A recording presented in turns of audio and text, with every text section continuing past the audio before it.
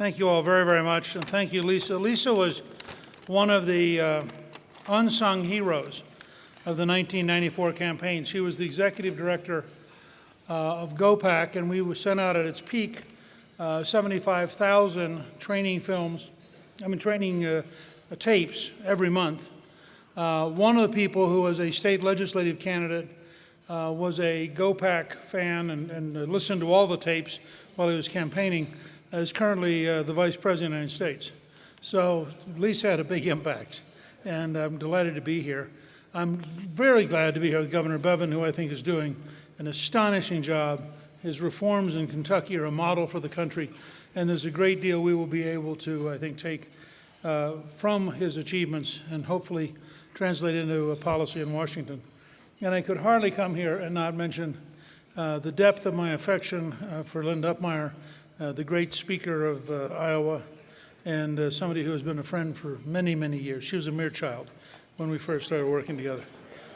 Now, I really wanted to come. In fact, I got up and caught a 5:30 airplane this morning just to be able to come out and be with you for a little while, because I really want to build on my book, Understanding Trump, and I really want to talk about the idea of Trumpism. I mean, the great challenge for us is to take a unique personality who has great strengths and has some serious weaknesses, but who has clearly captivated the American people and is now engaged in a long struggle trying to drain the swamp. And as I keep telling him, the alligators are not going to be happy.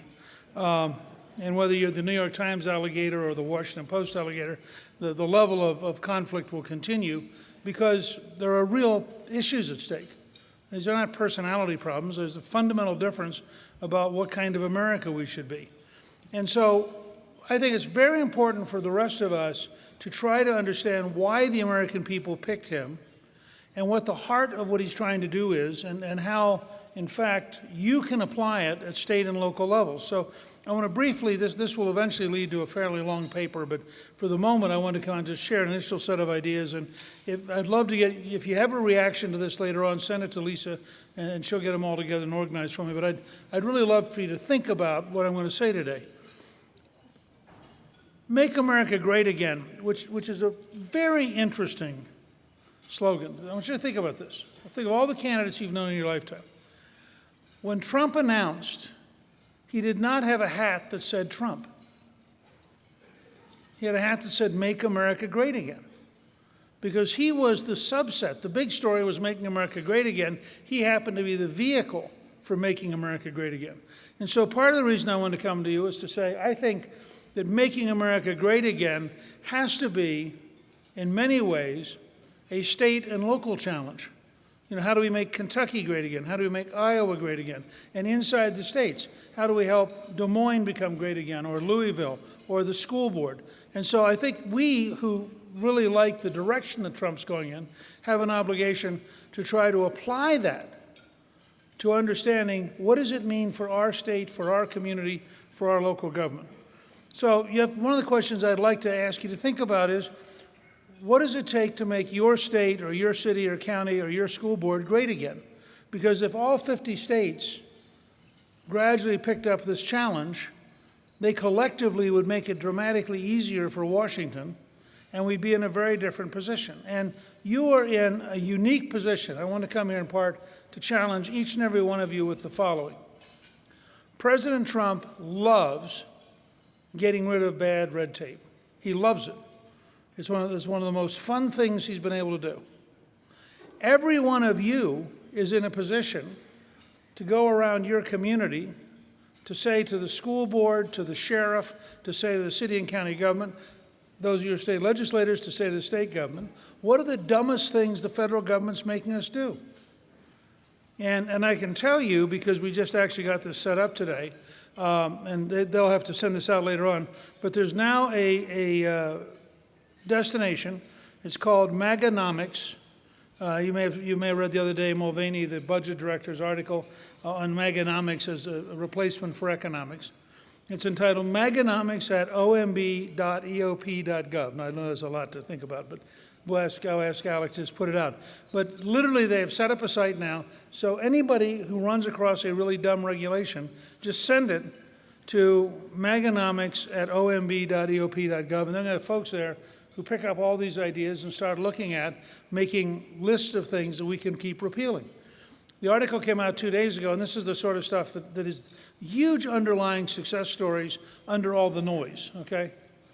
I mean, the news media, the anti-Trump media wants to cover the noise. But there's a small article 2 days ago that said, for every regulation issued by the Trump administration in the first 6 months, they have repealed 16, not 2, 16 regulations. So, if you will help them find even more regulations, we'll get the number even higher. But they need feedback from around the country, finding the stuff that really is destructive or inefficient or unnecessarily expensive. Now, I would also challenge you to apply the same principle of local leadership in your state. You know, I always love these states that say, I really want you to send power back from Washington, by which they mean send it back to the state capital. But they don't particularly want to then share the power with the local governments. And I know I'm in the middle of meddling here. But I think it would be very useful for every state in the country to try to figure out how much could we get out of this. As we get Washington out of the state, how much can we get the state out of our local communities and make them responsible again?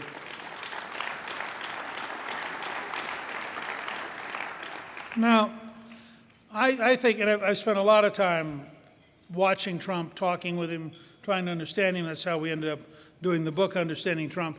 And I think there are a couple of core principles. I did not write a book called Predicting Trump because I do not think that's possible. I think he is a remarkably spontaneous person, and I think that I have no idea what he's going to do tomorrow morning because he has no idea what he's going to do tomorrow morning. But I think there are patterns that are very consistent and very real. And Trump is not a traditional conservative. So let me reassure my friends in the anti-Trump right, or the never-Trump right, they're right. He's not a guy that gets up in the morning and reads 3 volumes of Buckley and 2 volumes of Hayek, and then walks around the rooms chanting, I am a conservative. But as a guy who may break up the left, he may be the most effective conservative functionally in our lifetime. Now,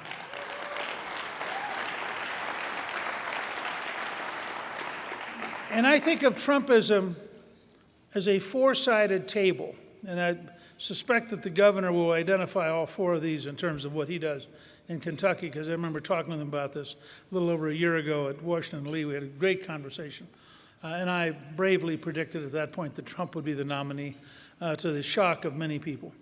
There are 4 sides: anti-left, anti-stupidity, anti-politically correct, and passionately pro-American. Let me describe each one for a minute. First of all, it's essentially anti-left. Trump believes in the work ethic. Trump announced coming down the escalator with his beautiful wife in his extraordinary Trump Tower to say to the whole country, yes, I'm successful. And instead of redistribution, how if I just work so you can get to be rich too? And people, for some reason, relaxed at the fact that he was happy to be honest. So, I mean, the left didn't, of course. The left immediately thought this is the most horrible thing in history. But average, everyday blue-collar workers all across states like, say, Wisconsin or Michigan or Pennsylvania, just to take 3 at random, they said, isn't it nice to see a guy who's just honest about who he is? So Trump actually believes in achievement more than redistribution. He believes in work more than dependency. He believes in opportunity more than hiding from reality. I go to college campuses where they have this, and all of you should have serious ongoing hearings about the campuses in your states, because they are disasters of the degree to which we not only tolerate, but we use tax-paid money to pay people who say and preach things that are stupid and then punish students who try to write the truth is just appalling. And it happens everywhere in America today. And so they have this new thing about microaggression. You may remember that somebody actually wrote at my alma mater, Emory University, they wrote Trump 2016 on the sidewalk, and it was such a stunning, aggressive act that students wrote a letter complaining about how they no longer felt safe. And the president, in a moment of idiocy, wrote him back. And I was embarrassed as an alumni to have a president of a university so stupid as to write back and say, yes, I realize that writing in chalk, Trump 2016 was a horrible moment. But I have an intern right now who is actually studying abroad. And the day after the election, she got a telegram or an email from the school saying, do you need a therapy dog? Because after all, Trump had won. And they weren't sure what to do. They were offering aromatherapy on campus, but she was overseas. I mean, this, you can't make this, you guys are paying for this stuff. You can't make this up. And you're putting up with it. So let's start with the idea that Trump is both anti-left, but he's also anti-politically correct. Now, I go on campuses, by the way, this whole thing about microaggression, I start out on campuses, I say, I want to warn you, I'm about to commit a macroaggression. ISIS would like to cut off your head. Now, what is it you're worried about? And generally, the students take it pretty well because it's nice. They find it nice to have somebody who is not intimidated by the dumbest of the students. And so you're able to actually have an interesting conversation. A key thing, and if you all would do this today, you'll be shocked how much it will help you. A key thing to remember is that this four-sided table includes anti-stupid. I know it's bold, but I want to urge all of you to go on and Google IYI, intellectual yet idiot. It is a 800-word essay by Nassim Taleb, who wrote The Black Swan. And the essence of it is that all of us are surrounded now by people who have managed to score very well on tests and write really good essays who know nothing. Nothing has explained to me better the federal bureaucracy or the New York Times editorial staff than this single essay. And if you were to go around your state trying to figure out what is it that is currently being done that's just dumb. There's an article 2 days ago about Toronto where they had a park that had a really steep path, and this guy said, you know, before somebody falls, we should actually put they needed 8 steps on a stairway.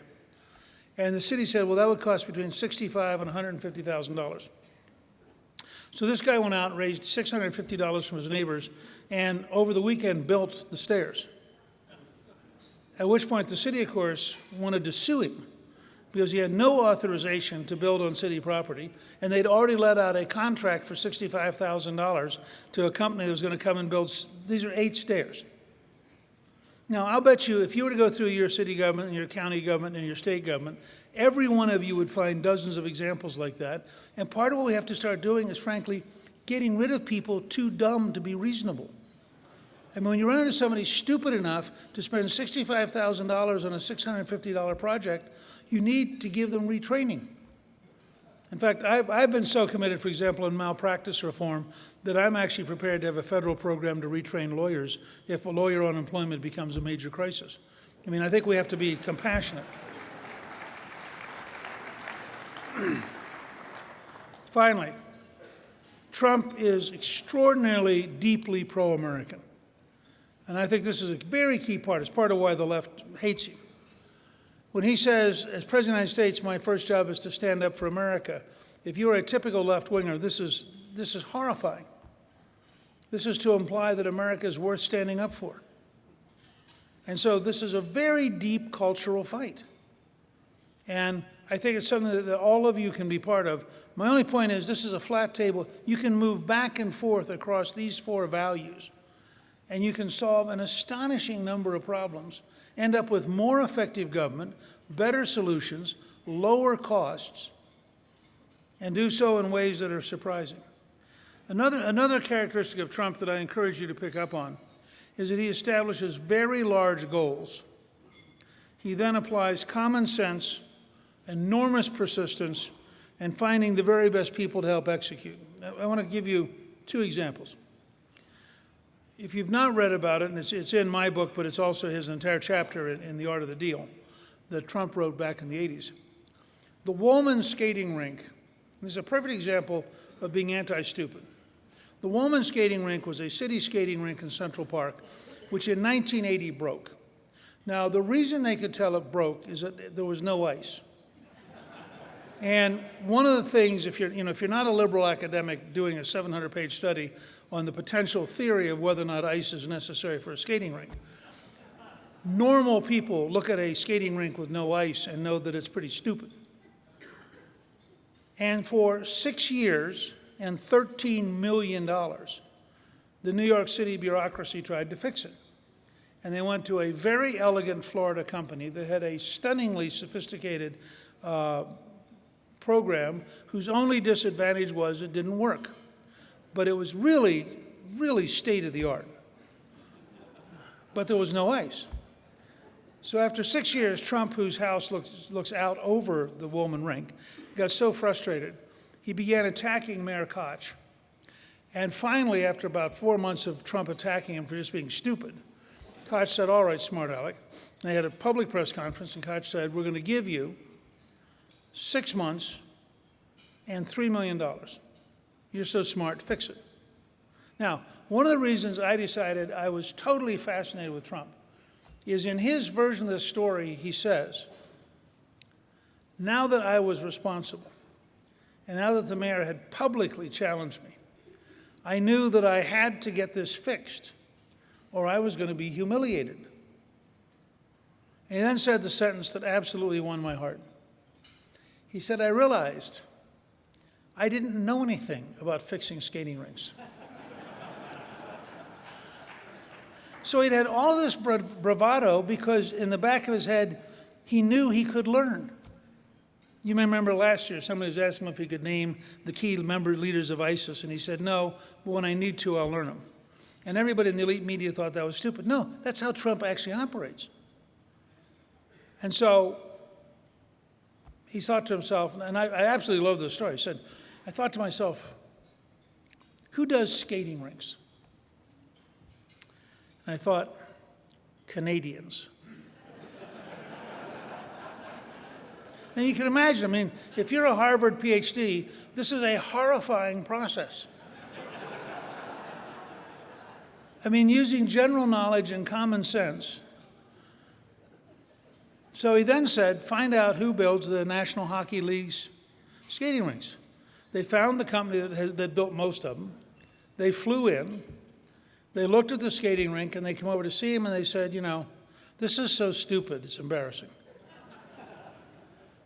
In 3 months, or 3.5 months, for $2.5 million, they completed the rink that the city had failed to fix for 6 years at $13 million. Now, part of the reason I tell that story is I'm trying to get Trump to actually implement in the federal government that standard. I mean, if we're going to go to Mars or the moon, why don't we do it on a woman's skating rink budget and a woman's skating rink schedule? Why do we have long, elaborate NASA? NASA will presently have studied going to Mars so long that just if you could stand on the reports, you'd be halfway to Mars.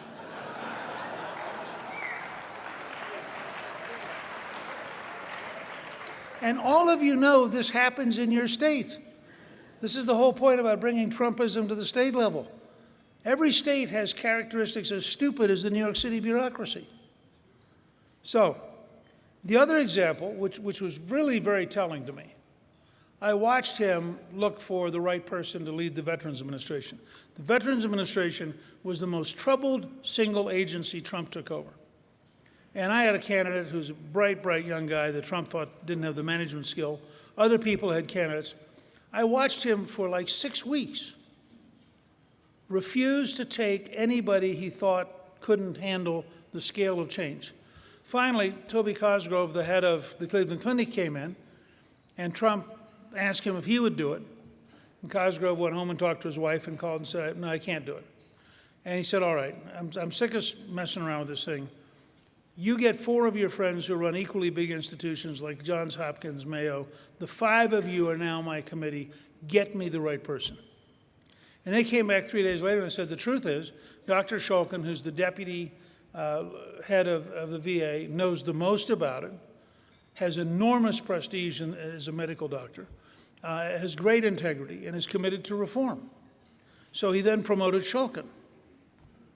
This is one of the best cabinet offices I've ever seen. Shulkin is totally committed. He is a serious reformer. He knows what he's doing. He's worked with the House and Senate. They have passed all sorts of reform legislation. Again, this is not what you're going to get out of CNN or the New York Times. But the truth is, this is a major breakthrough, and I'm hoping that we will take the weekend of Veterans Day in November and really turn it into a celebration of how much we have accomplished in this one reform area. But I thought it was fascinating to watch him, that he didn't pick, and then he found somebody who said, I think that guy can really do the job. And it was very similar to his finding Canadians for the skating rink. So part of what I would ask you is to go back home and look around and say, you know, what are your state's women's skating rinks? What are the projects that should get done at 10% the cost and 10% of the time? What are the habits and the bureaucracies and the procedures that have built up over the years that artificially cost you money? If we're going to do a big infrastructure program, we should have as a goal reducing from 10 years to 2 the length of time it takes to plan and start implementing. Now, the amount you save in the time value of money by cutting it from 10 to 2 is astonishing. And we should insist that a Trump-style infrastructure program is clean, fast, well-organized, and has the right regulations done once, not done 11 times. And I think that we can get there, and it's going to be an enormous change. And I would say to all of you, if you've never read his works, Philip Howard is probably the best writer in America on deregulation, and it would apply to every single one of your states. And Philip is somebody you should consult with and really use. So finally, I want to talk very briefly about taxes, and then I'm going to take questions. I'm operating off, and I think we're going to make available online to all of you a paper that I just wrote on strategy. Here are my assumptions. First, that in terms of legislation, the first 6 months weren't quite what we'd hoped for. And that it would be just as good not to repeat them. Second, that we've learned 3 things. If you think of this as halftime in a football game, when you look at the first 6 months, we've learned 3 things about the White House, Senate, House team. And remember, to govern, you have all 3. You can be in opposition with one of them. But to govern, you've got to have all 3. And what we've learned is that that team has 3 challenging characteristics. First, it can't do anything fast. Second, it can't do anything complicated. And third, it can't communicate very well.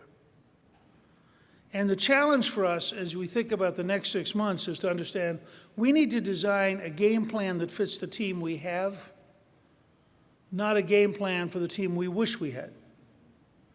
And that leads me to 2 last principles.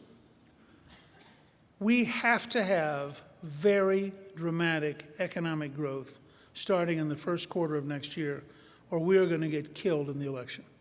If we have a weak economy, remember, all of this stock market stuff is based on the idea that Trump is going to succeed with taxes. Now, I keep telling people, if we don't turn the Trump rally into a Trump reality, it's going to be a bubble, and it's going to burst. And it's going to burst before the election. And if we have to go into the fall election with the news media hating us, the Democrats aroused, and a weak economy, we're going to have Speaker Pelosi. And if we get the Democrats in charge of the House for 2019 and 20, it's going to be a nightmare.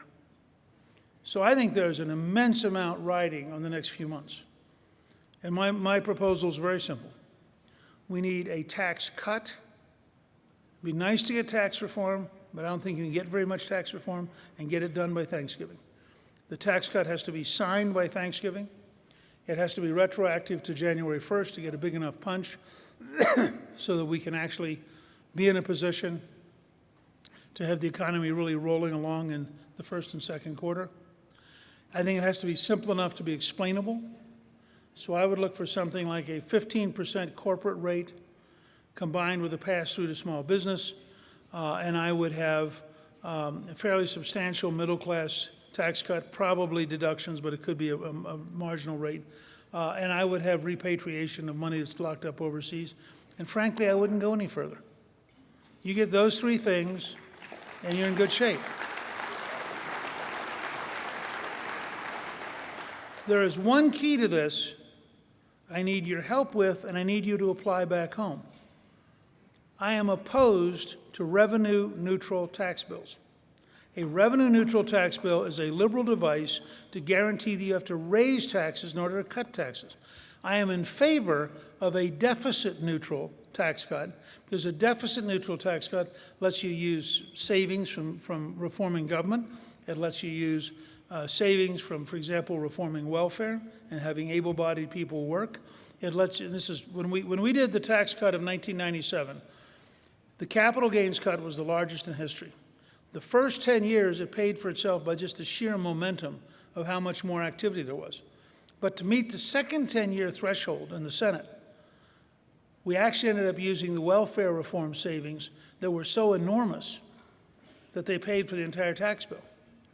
Now, the best study of a deficit system and why it helps conservatives is a book by Alvin Rabushka, who's at Hoover, which was written in 1985. It's called From Adam Smith to the Wealth of America. And he has a 40-page segment where he describes in the 19th century how British politicians were frugal with government so they could be generous to the taxpayers. And they communicated, they got people to understand this. Yes, they're very cautious about what they spend in government because it's my money. And so when they would cut spending, it would suddenly magically turn into a tax cut. The size of the British government as a portion of their economy dropped from 25% in 1811 to 7% in 1891. The economy kept growing and the government kept shrinking. And I think we should follow that same approach. We need your help. I need all of you to convince your members of Congress, both House and Senate, simple principles. We need to write the bill we can pass, not the bill we would like. We need to get it passed and signed by the President by Thanksgiving. It has to be big enough that it gets the economy rolling. It has to be very pro-small business, because small business is the key to job creation in this country. And it has to have a big middle-class component. Other than that, don't make it complicated. Get it to a point where the average member can explain it. And then I want to have a debate starting in August. It's very simple. I am for you having more take-home pay, more jobs, and a bigger economy. Our friends on the left would like you to have less take-home pay, fewer jobs, and a smaller economy. Which future do you want? And everybody here who thinks that you don't pay enough taxes, you have friends who would like to help you. They're called Democrats. Everybody here who thinks that getting the economy rolling, getting new small businesses started, getting more people employed would be a good thing, you're with us. We're called Republicans. So you have a party of prosperity and economic growth, and you have a party which just gave us for 8 straight years the slowest rate of economic growth in modern times. The weakest year under Bill Clinton was stronger than the best year under Barack Obama.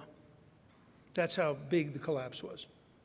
And I want us to be the party that ends the collapse, gets America rolling between our energy policies, our deregulatory policies, and a strong tax policy. We can clearly have this economy rolling. And if this economy is rolling, we're going to win in 18 and in 20.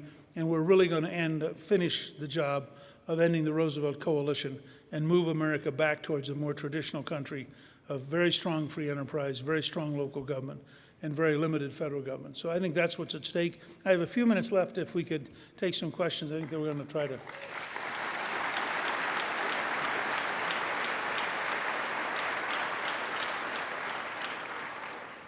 Okay. There are people with microphone, they're microphone-type people. All right, somebody. Hello, Mr. Speaker. Okay. Adrian Bruno from New Orleans. I remember you from the Ron Foreman campaign. I wish we'd have had him as mayor instead of the current mayor of New Orleans that we have. One of the biggest problems in this country are these liberal mayors. What would be some of your recommendations on combating these problems in cities, beautiful cities like New Orleans? You're a Tulane alum. And working to fix these cities and this trend of these mayors trying to govern from that level. Thank you. Well, I'd say a couple things. I mean, it's a good question. First of all, I think it requires us to go into every neighborhood. It's one of the things that Hillary did not understand that's very interesting. Bill Clinton kept saying, you got to go to small towns. And Hillary's campaign people kept saying, no, you don't. You're not going to get very many votes there. They didn't understand. If you get 3 or 4 or 5 more votes in a precinct, and you do it in every precinct, you start to change the whole pattern. So one, I would say to Republicans in every city in the country, you have to be committed to the whole city. And you have to have the guts to go and walk into churches and walk into barbershops and walk into neighborhood stores. 2, you ought to have a tax policy that is very dramatically positive for local small businesses, because you're going to find all sorts of ethnic small business owners who would love to have more money. And they'd love to have somebody who actually thought that they mattered, and they'd like to hire more people. 3, I think that particularly if you're going to appeal to the black community, you have to have a serious program on criminal justice reform, because it is such an enormous problem in the black community. And I'm very proud of the fact that Republicans have led almost everywhere in the country. And I know that the governor may chat about it later, but it's certainly true. My governor, Deal in Georgia, Governor Perry in Texas. I mean, you go around, we've had enormous progress. Ironically, we've actually been better at this than the Democrats by a big margin.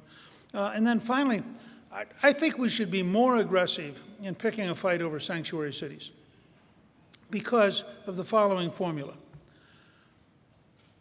Rahm Emanuel had 4,000 people shot in Chicago last year. And his position is that when violent criminals get out of jail in Chicago, they should not be turned over to the Immigration Service to kick out of the country. They should be released onto Chicago streets. Now, none of us that I know of have had the nerve to go out and say, how can you possibly believe that putting rapists, armed robbers, and murderers back on the street is a rational strategy?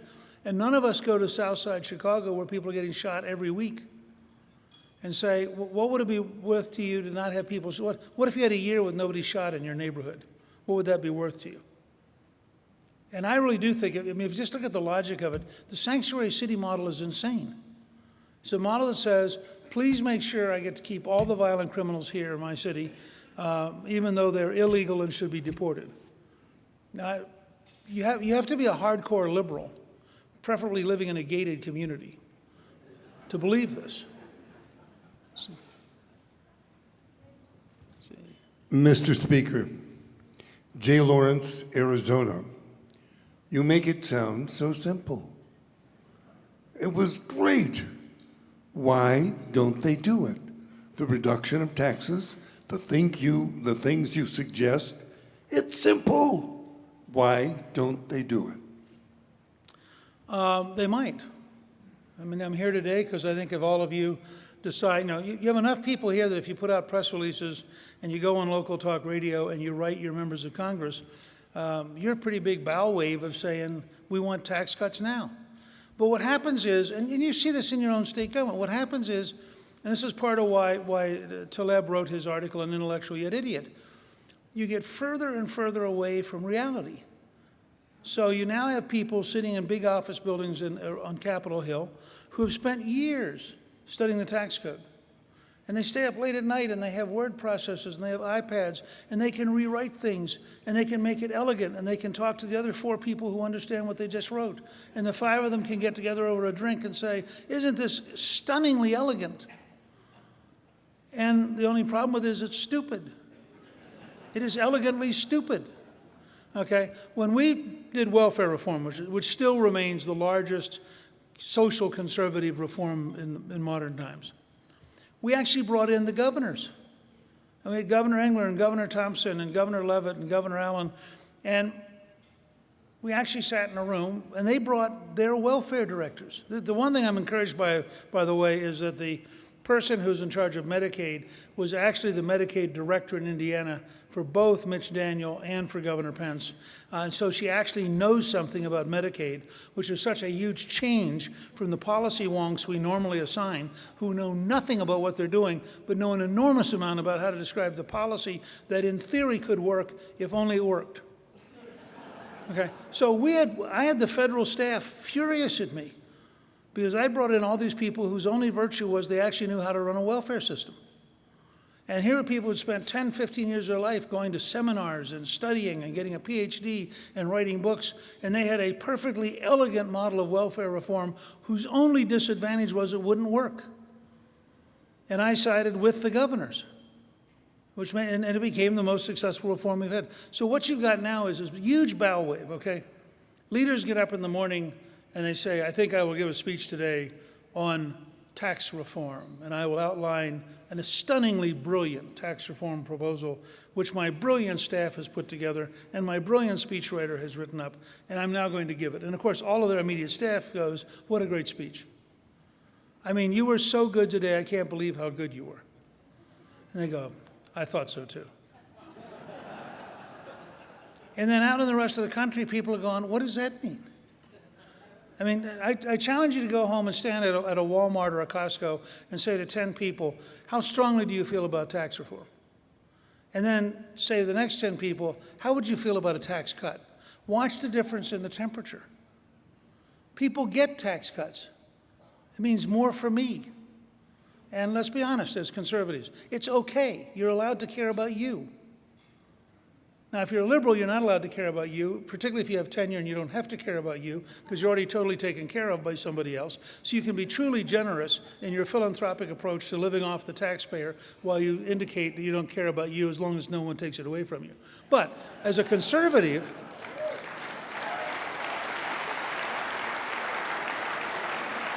I actually think it's good that people care about themselves. I would like them to care about themselves enough to get a job, to buy a house, to have a family, to live an exciting future. Let me close with this thought. And some of you have been around a long time, and I can't remember anymore when I first came to ALEC. I think it was like 82 or 83 or something like that, at the Chattanooga Choo-Choo, I think, if I remember correctly. You were a brownie then. Don't nod yes, Lisa. You have no idea what I was doing back then. Anyway, I've been at this a long time. And I've seen us in tough straits, and I've seen us at moments of victory like the collapse of the Soviet Empire. We are in a fight. We're going to be in a fight for 8 solid years under Trump. It's not going to end because the entire establishment of the old order is facing extinction, and they're not going to go down lightly. But if we're smart, if we learn from our mistakes, if we stay committed, we will, in fact, get this country moving. We will make it great again. And we will, in that process, create a model of self-government that will allow every American to have a dramatically better future. And when America has a dramatically better future, the truth is, the world has a dramatically better future. Thank you very, very much.